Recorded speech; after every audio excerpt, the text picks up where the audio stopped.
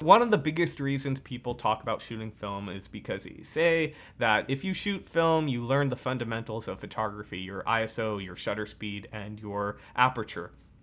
This sounds pretty appealing. It does make sense on the surface.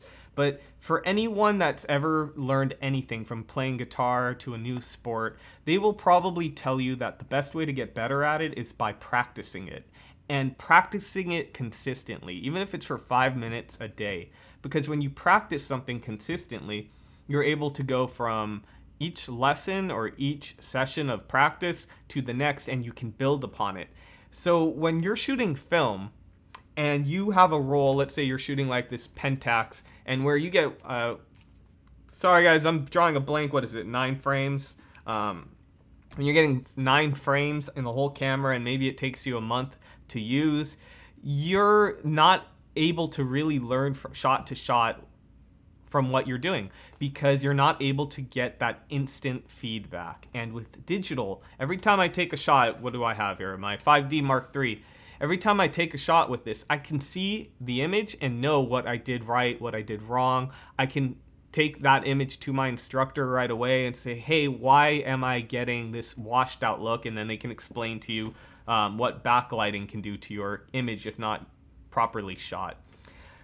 So it's a mix of instant feedback, but also building upon lessons, meaning shot to shot, you're able to actually learn something. And with film photography, that whole process is slowed down. Now, this isn't an argument for learning on digital so necessarily versus film. I think both are good. I would probably say learn digital, but then you do have the added headache of having to worry about so much stuff.